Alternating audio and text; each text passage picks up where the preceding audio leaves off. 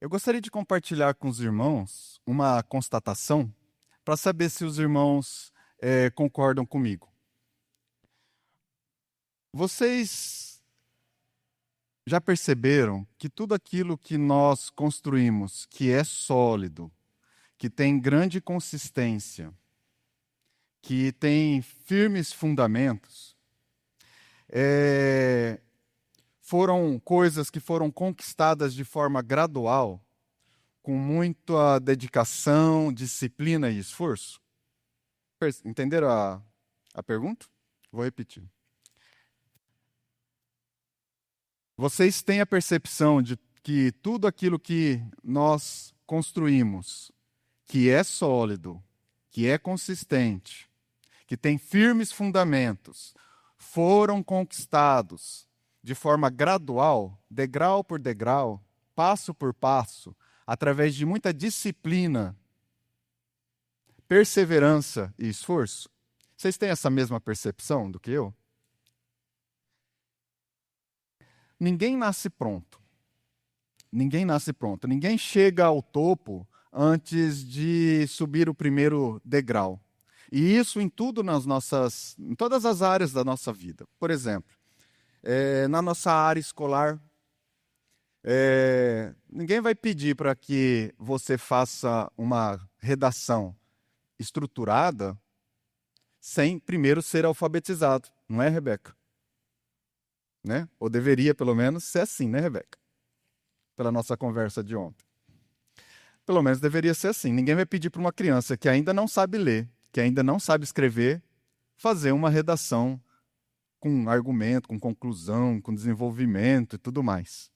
Não é verdade? Então, é algo que vem de forma gradual. O nosso conhecimento vem de forma escolar, vem de forma gradual. Outra coisa, por exemplo, na nossa vida profissional.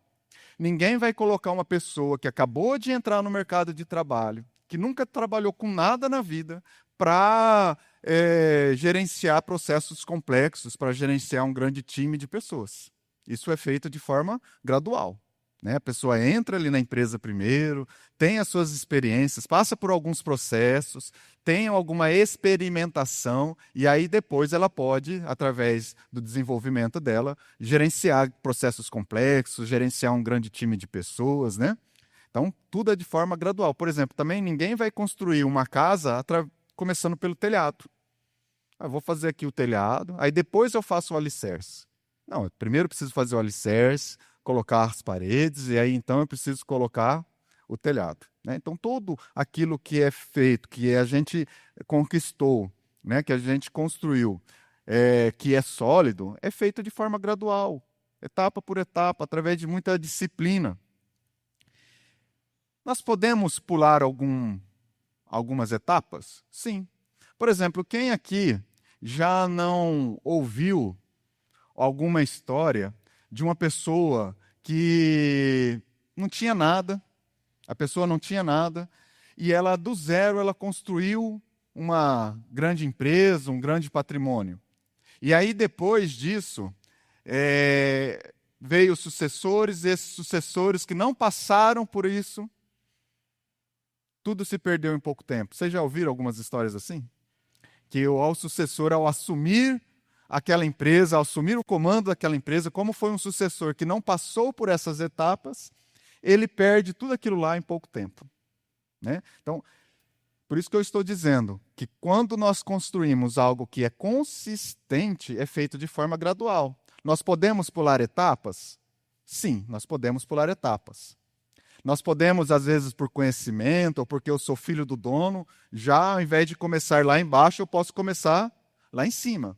O problema é que isso não é consistente, isso se torna frágil. Então, quando eu pulo etapas, quando eu não vivo processos, quando algumas coisas que eu deveria experimentar, algumas situações que eu deveria passar, alguns ensinamentos que eu deveria ter, eu não tenho, porque eu pulei etapas, porque eu pulei processos, porque eu subi alguns degraus, eu pulei alguns degraus a mais, eu não vou estar construindo algo que é consistente, eu não vou estar construindo algo que tem firmes fundamentos. E na nossa espiritualidade é a mesma coisa. A nossa vida espiritual também é construída de forma gradual.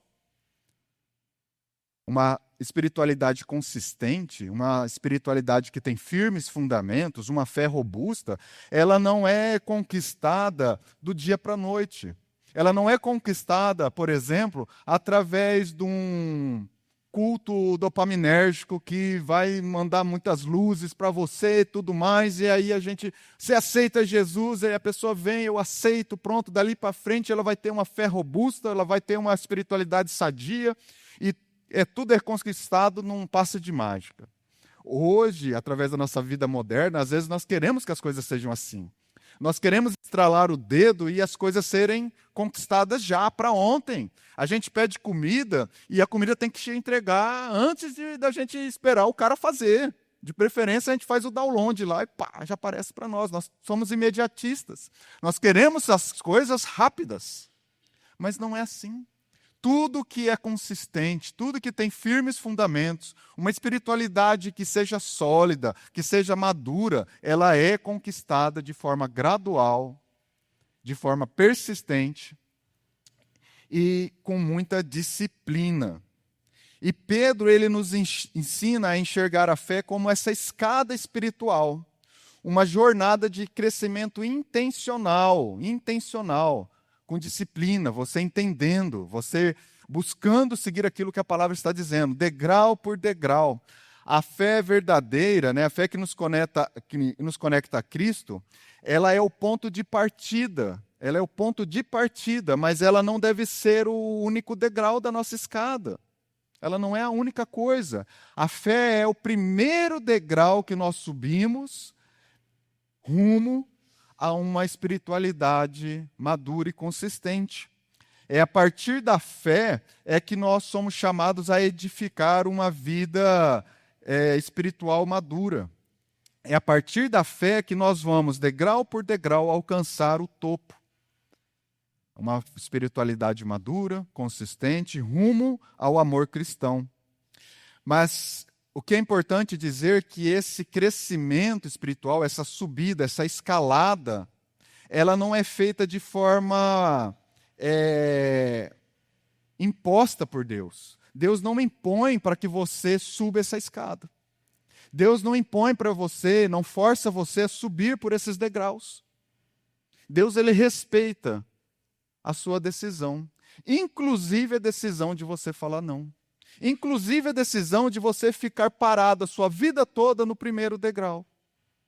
Inclusive a sua decisão de já ter andado alguns degraus, você descer.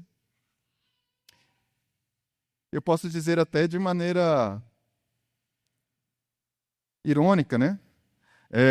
Infelizmente, Deus respeita a nossa decisão. Infelizmente, Deus respeita as nossas decisões.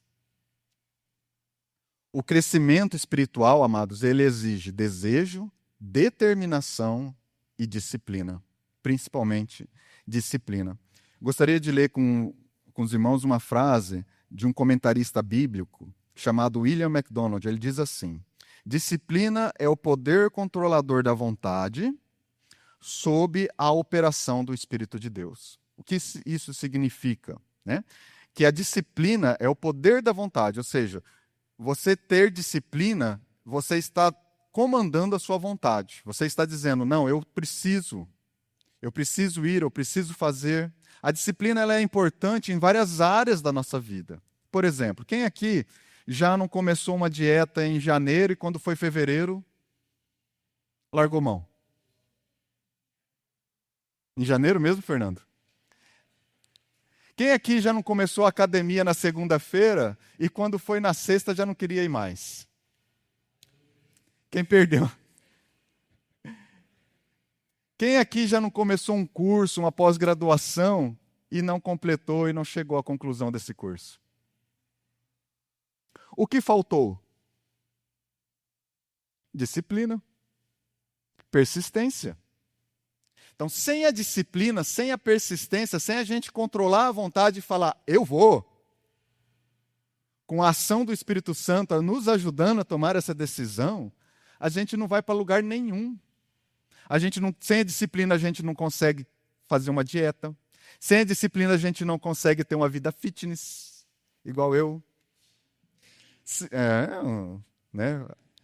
Sem disciplina, a gente não consegue, por exemplo, terminar um curso. Não é verdade? E sem a disciplina também, a gente não consegue construir uma espiritualidade sadia. Por quê? Porque nós não queremos, o nosso corpo, a nossa carne, ela é inimiga da espiritualidade. A nossa carne, ela quer outras coisas. Ela não quer as coisas de Deus, ela quer as coisas da terra. Ela quer as coisas mundanas. Por isso que nós temos que ter disciplina, porque a disciplina ela está além. Ela é algo espiritual, eu posso dizer. Porque na nossa disciplina, buscando a espiritualidade, tem a ação do Espírito Santo, nos ajudando a persistir, por exemplo, na oração, nos ajudando a persistir, por exemplo, na leitura da palavra. Quem aqui acorda com a vontade imensa de fazer uma oração? Quem aqui acorda com a vontade imensa de ler a palavra? Quem aqui acorda com a vontade imensa de fazer uma boa ação? Sejam sinceros. Ninguém aqui acorda com essa vontade. Nós acordamos com a vontade de ficar um pouco mais na cama. Nós acordamos com a vontade de não ter que fazer as coisas que nós tínhamos que fazer.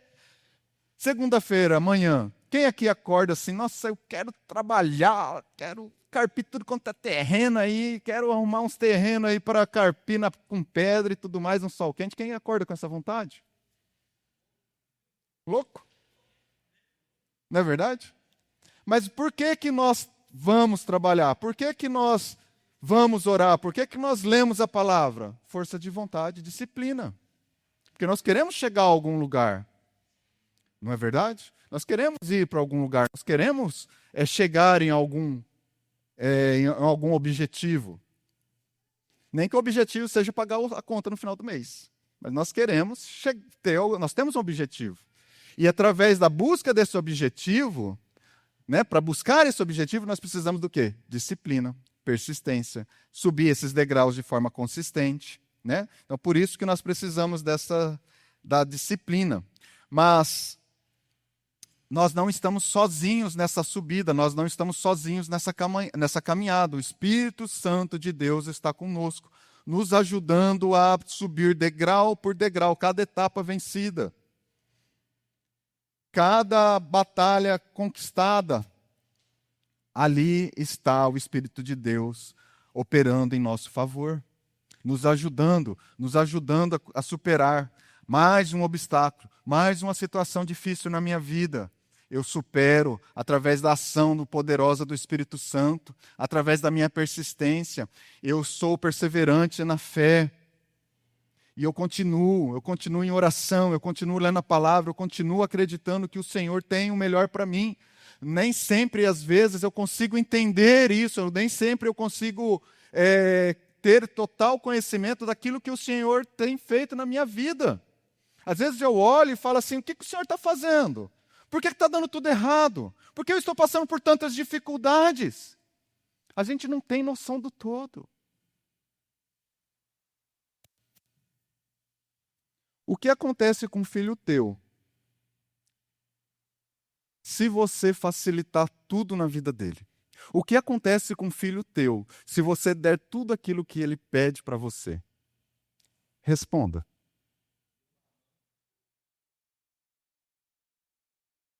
Pois é. Se nós que somos, como a palavra diz, que somos pais e mães más, comparado a Deus, nós temos esse entendimento, quem dirá Deus? Tem processos e tem situações que a gente precisa passar. Passar por quê? Porque Deus gosta de nos ver sofrer?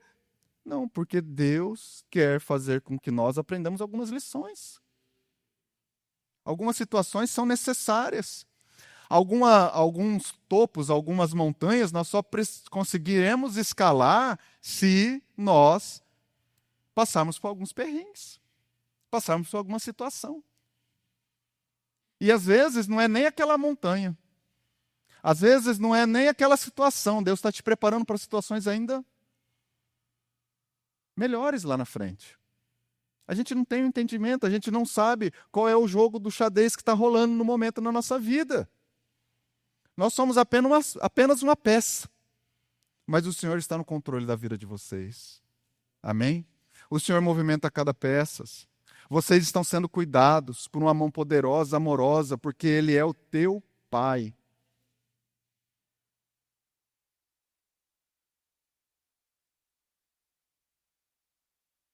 Pedro vai nos mostrar que há uma promessa gloriosa para aqueles que, através de um esforço diligente, disciplina e esforço, sobem esta escada, a escada das virtudes.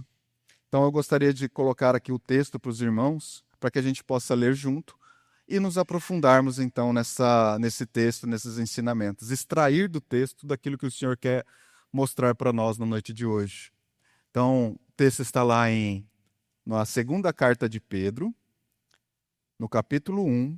Eu gostaria de ler com os irmãos do verso 1 ao 9. Então, nós estamos vindo nessa série sobre essa pedra. Nós estudamos a primeira carta todinha, capítulo por capítulo. Nós estudamos, nós aprendemos grandes coisas. Eu, pelo menos, aprendi, posso dizer por mim, né? Se os irmãos também aprenderam, glória a Deus por isso. Mas, através desse estudo, nós estamos vindo e agora nós mudamos. Agora já nós não estamos na primeira carta. Nós encerramos a primeira carta no domingo passado. Agora nós já estamos na segunda carta, no primeiro capítulo da segunda carta de Pedro à igreja. Vamos ler comigo, amados?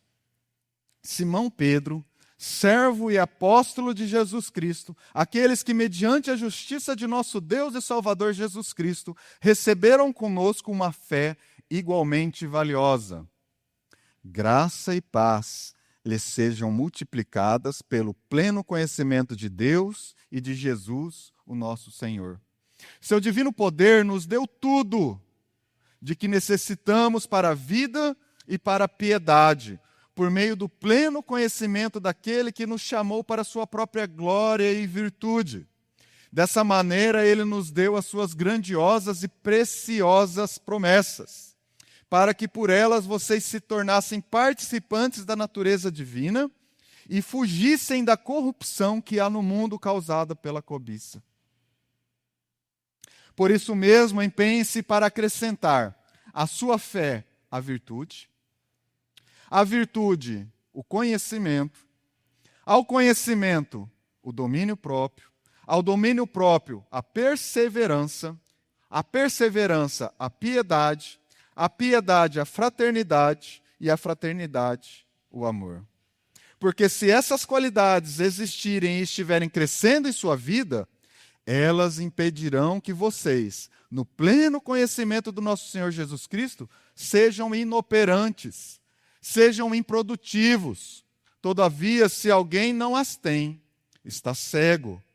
Só vê o que está perto, esquecendo-se da purificação dos seus antigos pecados.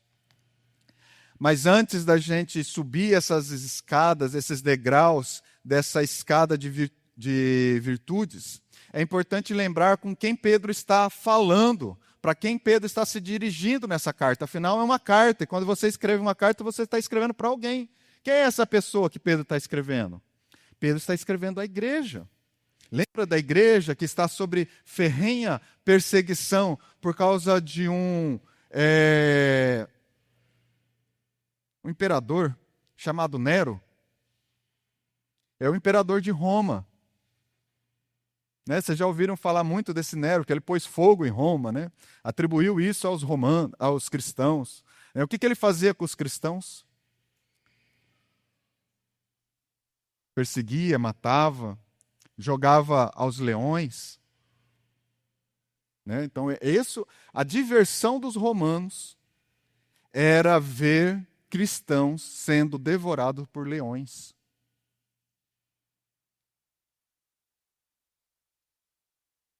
Pedro está nos seus últimos dias, como está escrito lá na segunda carta dele, aí, nesse capítulo 1, porém no versículo 14.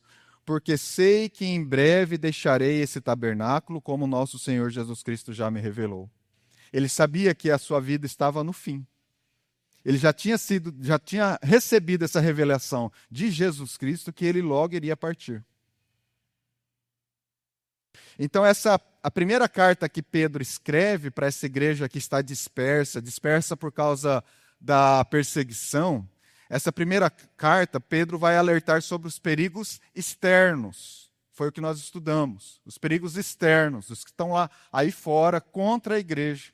Agora, já nessa segunda carta, Pedro vai começar a fazer alertas, não só para os perigos que estão externos, mas agora ele vai dar alertas sobre os perigos internos, sobre heresias, sobre falsos ensinos, sobre falsos mestres, sobre um evangelho que não condiz com aquele evangelho que ele recebeu de Jesus Cristo.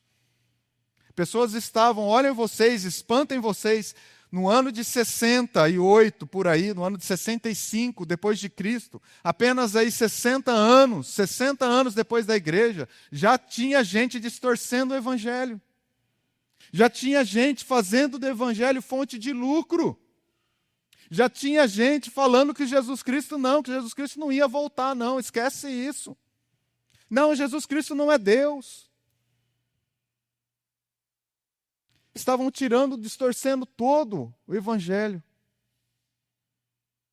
E essas coisas apenas cresceram e escalaram. Nós vemos hoje tanto falso evangelho, tantos falsos mestres, tantos falsos ensinos, tantas heresias sendo ensinadas por aí, mas não é nada novo não, amados. Já no ano 60 depois de Cristo, já tinha isso. E Pedro faz esse alerta, parece até que ele está fazendo esse alerta para nós hoje aqui, vivendo na realidade que nós estamos vivendo, e é exatamente isso, porque a palavra de Deus é eterna. Ela falou com aquele pessoal a qual ele estava escrevendo, mas fala conosco aqui em Campo Novo do Parecis, bairro Olenca. Ministério Cartas Vivas. Olha que coisa impressionante.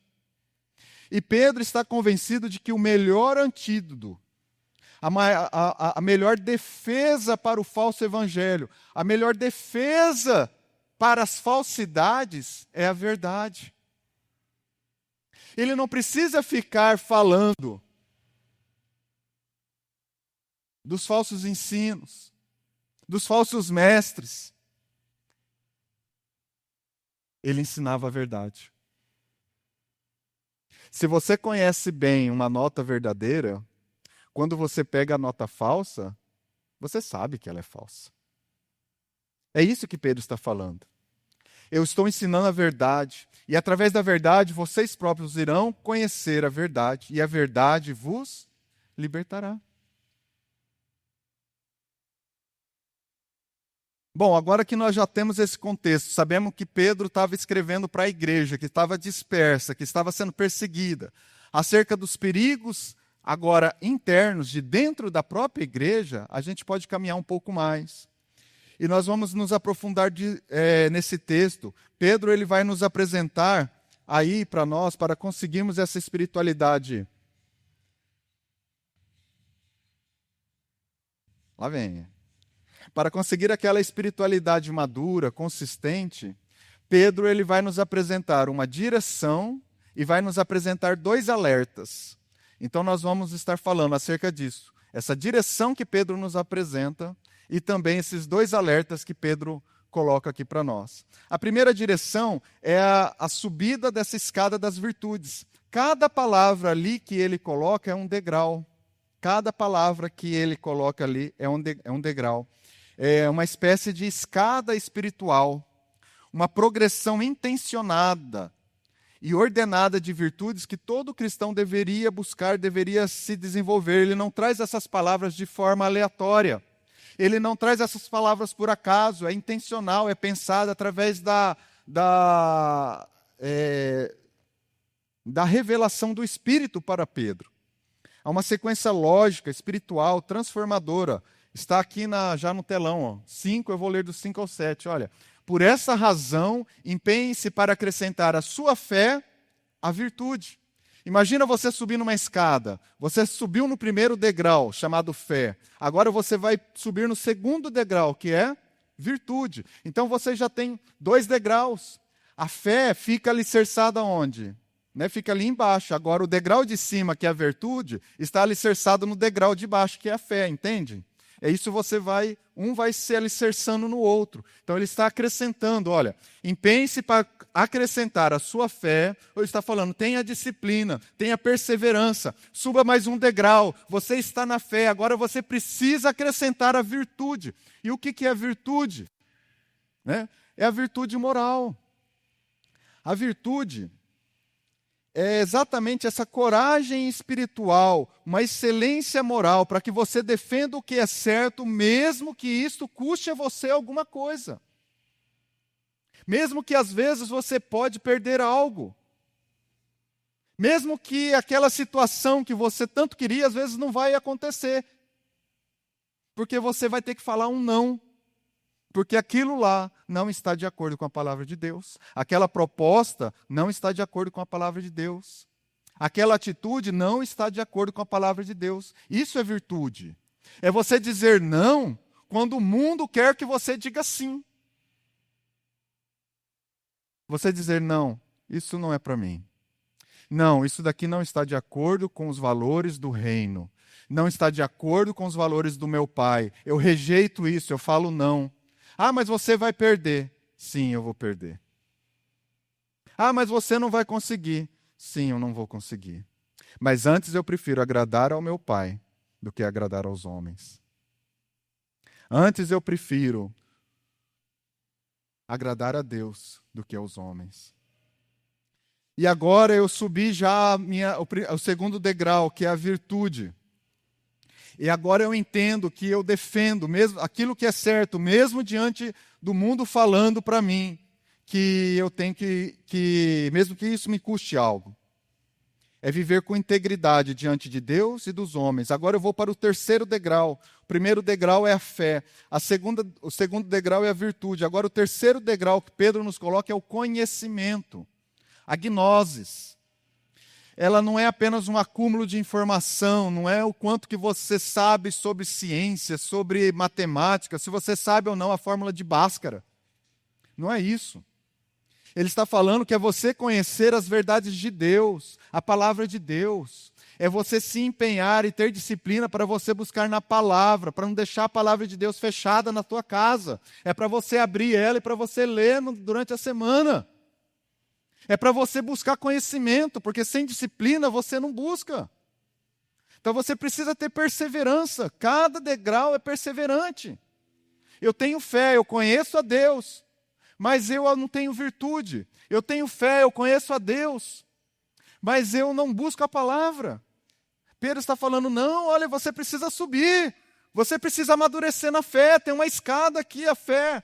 É apenas o primeiro degrau, você precisa acrescentar a virtude. E depois que você conseguir a virtude, você precisa subir, você precisa continuar subindo. Suba mais um degrau, esse degrau agora é o conhecimento. E não para por aí. Agora, depois que você já subiu no conhecimento, agora você precisa subir mais um degrau, o domínio próprio. Como é difícil. Como é difícil para a gente, para o crente, ter domínio próprio, não é verdade?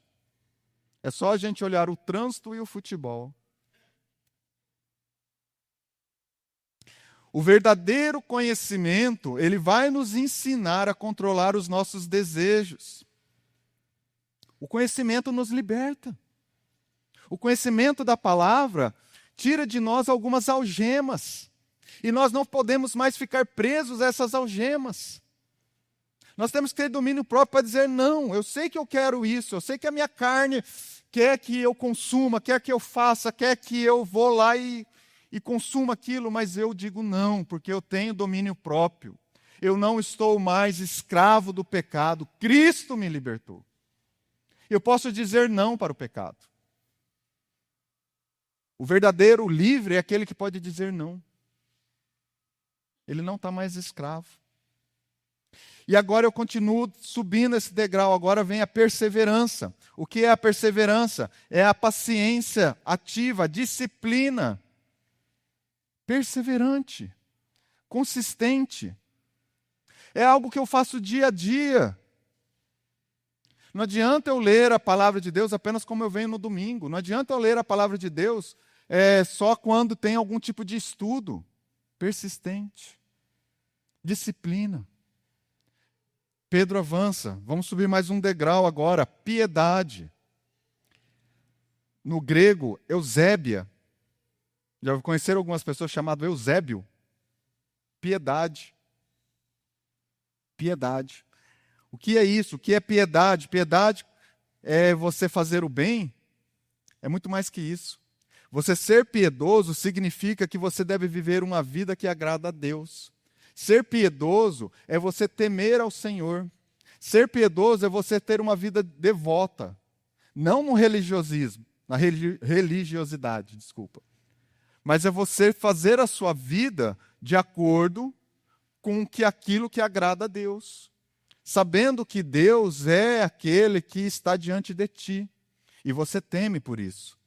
Eu não vou fazer isso porque eu não agrado a ele, não vou agradar a Deus. Então, isso é ter uma vida piedosa, uma vida de devoção.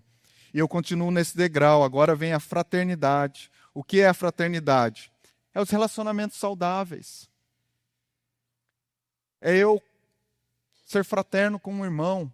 Eu venho na igreja, mas o pastor nem fala boa noite, aí você já está lá no carro. Eu não quero me conversar com ninguém. Eu quero ir lá receber a minha pílula. Eu quero ir lá, eu vou fazer bater o meu ponto, mas eu não quero papo com ninguém. Isso não é fraterno. Fraternidade é você ter convívio com o irmão. É você parar um pouquinho e escutar o irmão, ou o irmão escutar um pouquinho você. Às vezes, de uma dificuldade, você abraçar, você dar uma palavra de carinho, de exortação, às vezes. Ajudar o irmão numa situação. Fraternidade. E agora, nós estamos aí no penúltimo degrau, que é a fraternidade, nós vamos subir ao topo. Nós vamos terminar a nossa jornada rumo a uma espiritualidade madura. Pedro nos ensina, o topo dessa escada espiritual é o amor ágape. É o amor de Cristo. E o que é o amor de Cristo? É o amor sacrificial. É o amor onde nós, às vezes, recebemos um tapa de uma pessoa numa face e a gente vira outra. Esse é o amor ágape, sacrificial. É o amor que custa algo para você. Para Cristo, custou a vida, custou o sangue, custou ser injustiçado.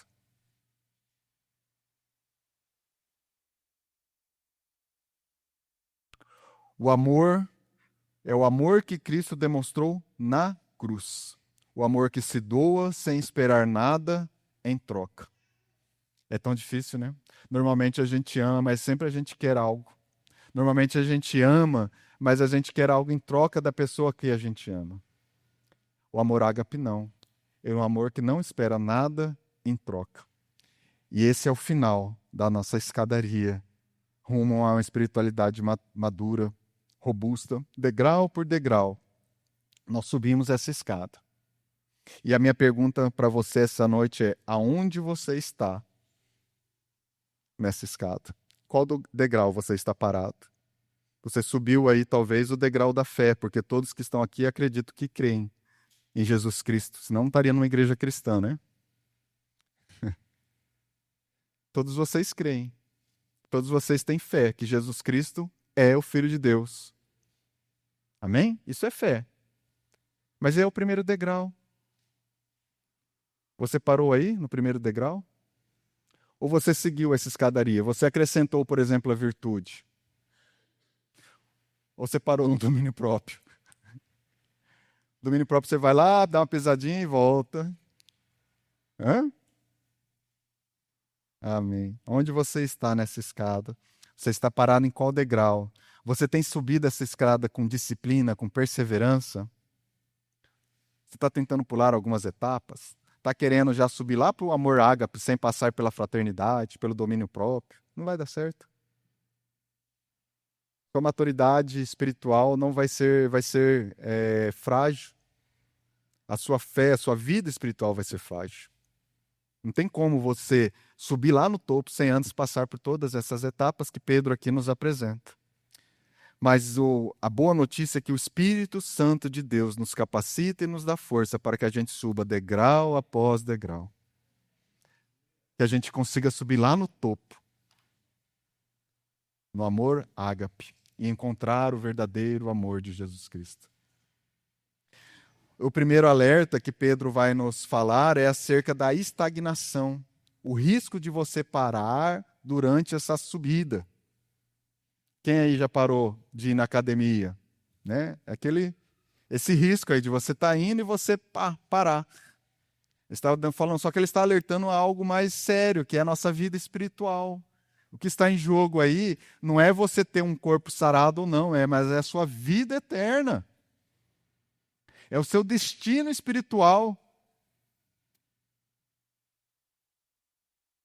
Imagina você se você deixa de regar uma planta. Essa planta vai parar de crescer, não vai? Nos ajuda aí, Marcel. Se eu não regar uma plantinha, ela para de crescer, não é? Então já temos aí uma afirmação de um técnico falando que sim, que para de crescer. Mas se eu continuar não regando, o que acontece com essa planta? Ela só para de crescer? Ela morre. O problema da estagnação não é você só ficar parado no local. O problema da estagnação é a sua fé morrer. Deixou de regar, deixou de beber a água viva do Espírito Santo. E aí a gente estagna. E o problema não é você ficar estagnado aí nesses degraus aí. O problema é você morrer. É a sua fé morrer. A sua vida espiritual morrer. Então, quem não sobe essa escada corre o risco de ficar parado e de atrofiar espiritualmente. Esse alerta está no verso 8. Ele diz assim, olha, porque se essas qualidades existirem e estiverem crescendo em sua vida, elas impedirão que vocês, no pleno conhecimento do nosso Senhor Jesus Cristo, sejam inoperantes e improdutivos. Nem gerar fruto você vai gerar fruto para o reino. Você vai ser improdutivo e sem valor. Para que serve uma planta morta? A não ser para virar palha. É possível ter fé, mas não crescer. Por exemplo, é possível você crer em Cristo, mas não desenvolver a virtude. É possível você ser um grande conhecedor da doutrina e da palavra de Deus. Eu dizer para você assim, fala aí para mim, capítulo tal, livro tal, capítulo tal, verso tal, e você decorar tudo. Na tua mente você tem a Bíblia toda decorada. Mas você não tem domínio próprio. Do que adianta? Tem o conhecimento, mas não tem o domínio próprio. Tem um conhecimento, mas não tem a fraternidade. Não trata bem o irmão. O que adianta? Ter o conhecimento, mas não ter o domínio próprio, não ter a fraternidade, não conhecer o amor de Deus. Vive uma vida de forma religiosa apenas. É possível você ter você ter uma fé que apenas ter a fé, mas não gerar frutos. Você apenas acreditar que Jesus Cristo é o Filho de Deus, mas não gera frutos. Não se envolve, não desenvolve nada. A comunidade vai acontecendo, as pessoas vão se engajando e você fica parado, vendo as pessoas andarem. Do que adianta? Pedro, ele não está exigindo de nós perfeição, amados. Pedro está exigindo de nós direção. Ele está falando, olha, é por aqui que vocês têm que ir. Você não precisa ser o crente perfeito, mas você precisa continuar andando. Você precisa continuar subindo essas escadas.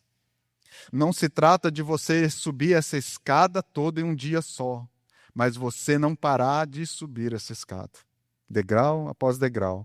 Não pode ficar estagnado, não pode ficar parado. Tem que se envolver.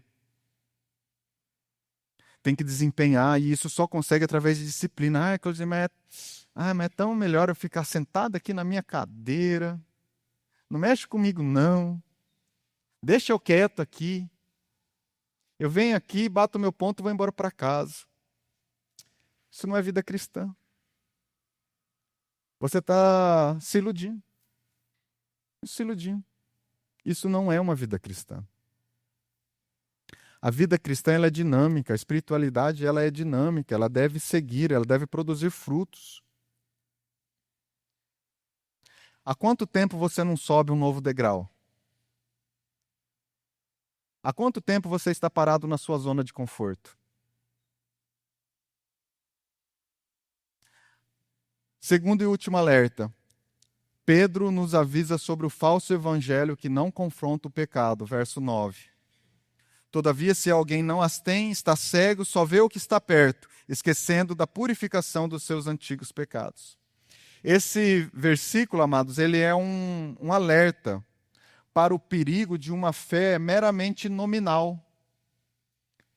A fé de IBGE, onde o cara chega lá, bate palmo na frente da sua casa, você fala assim, o que você é? Sou crente, evangélico. Só nominalmente.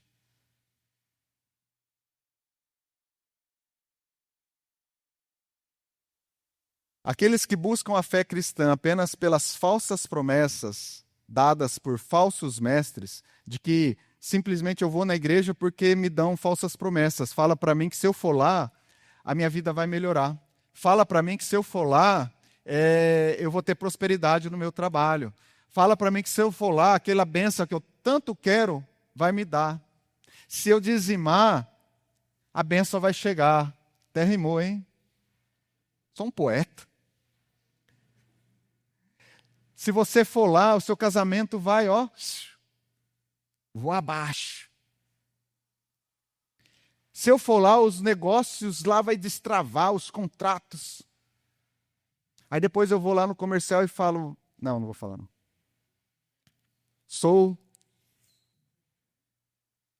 Quem pegou, pegou. Mas se esquece do quê? Se esquece da purificação, da santificação, de deixar a vida de pecados. Eu vivo apenas para o imediatismo.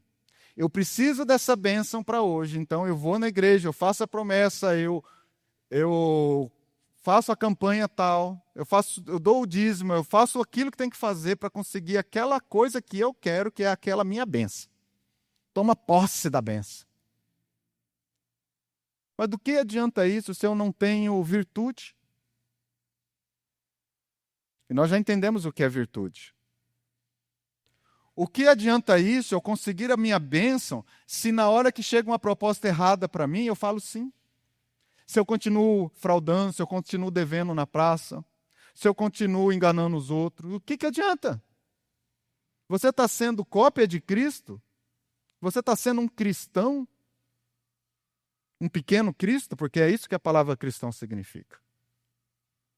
Não. Você está vivendo uma religiosidade que eu nem sei o que é, muitas vezes. O verdadeiro cristão, ele sobe esses degraus. E o resultado, o que nós temos? É uma fé barata, uma fé que não custa nada, portanto, também não vale nada. É palha. E nós temos a promessa de que o fogo purificador irá vir e vai queimar toda a palha. Vai sobrar o quê? Aquilo que não é palha. Aquilo que não é palha persiste, o vento não leva.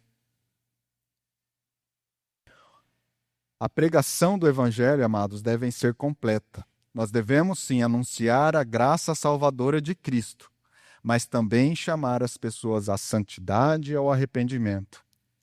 Arrependei-vos, pois é chegado o reino de Deus. Eu só simplesmente prometer coisas para vocês, para que vocês venham e tragam mais pessoas, isso não é cristão. Isso não é construir uma espiritualidade sadia. Nós podemos ser apenas 30, 40 pessoas, mas que sejamos pessoas que não ficam paradas, estagnadas, que estejam em movimento, construindo uma espiritualidade sadia.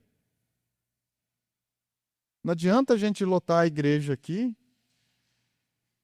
de pessoas que só estão buscando coisas imediatistas, de promessas vazias, que eu mesmo não posso garantir. Eu não tenho essa cara de pau de chegar aqui e prometer que Deus vai fazer as coisas porque vocês dão alguma coisa. Eu não sei fazer isso, amados. E espero nunca aprender a fazer. E se um dia eu fizer, vocês dão uma rasteira em mim e tira daqui. Ó, você não serve mais para nós. Amém? Vocês prometem ou não? Vem com 2 voadeiras assim no peito. Pá, sai daí. Tá falando abobrinha. O dia que a palavra, que eu não ecoar a palavra do Senhor aqui na frente, eu não sirvo mais para estar aqui. A minha autoridade não é por aquilo que eu sou, mas a minha história, a autoridade está na palavra de Deus que está na minha boca. Enquanto eu estiver falando a palavra de Deus, eu tenho autoridade, porque a autoridade não é minha, é de Deus. Agora, o dia que eu deixar de ecoar essas palavras, não me ouçam mais.